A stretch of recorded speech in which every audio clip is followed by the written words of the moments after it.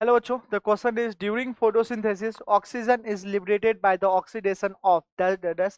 आपके सामने ये चार ऑप्शन दिए गए हैं, आपको इसमें से बताना है इनमें से कौन सा ऑप्शन करेक्ट है। देखिए बच्चों, सबसे पहले हम समझते हैं फोटोसिंथेसिस, मैकेनिज्म ऑफ फोटोसिंथेसिस। बच्चों इनमें से दो रिएक्शंस होता है, एक तो होता है बच्चों लाइट रिएक्शन एंड दूसरा होता है बच्चों डार्क रिएक्शन। एक तो होता है लाइट रिएक्शन एंड दूसरा होता है डार्क रिएक्शन। सर हम कहते हैं लाइट रिएक्शन एंड हम लोग दूसरा कह रहे हैं बच्चों डार्क रिएक्शन। देखिए बच्चों, लाइट रिएक्शन और डार्क रिएक्शन, लाइट रिएक्शन में क्या होता है sir, light reaction it is basically occurs on grana thylakoid and stroma lamellae, it means ये मेम्ब्रेनस वाले पार्ट में होगा, जबकि डार्क रिएक्शन सर ये स्ट्रोमा साइड होगा, फ्लूइड वाले पार्ट में होगा। ओके क्लियर है क्या? यस।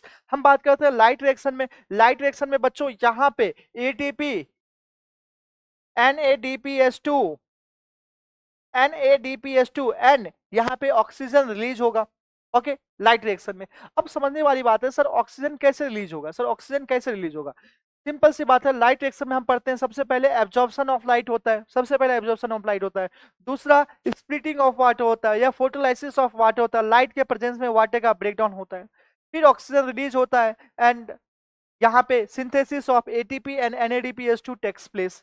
तो मुझसे क्वेश्चन पूछा गया during photosynthesis oxygen is liberated by the oxidation of, किससे ऑक्सीडेशन? ऑक्सीजन कैसे लिबरेट होता है सर? वाटर का ब्रेकडाउन होता है, फोटोलाइसिस ऑफ वाटर, और जैसे ही वाटर का ब्रेकडाउन होगा तो यहाँ पे ऑक्सीजन रिलीज होंगी। तो during photosynthesis oxygen is liberated by the oxidation of water, not CO2, not NADH2, not ATP। तो करेक्ट ऑप्शन हो जाएगा बच्चों यहाँ पे हमारा option A. Option A is our correct answer.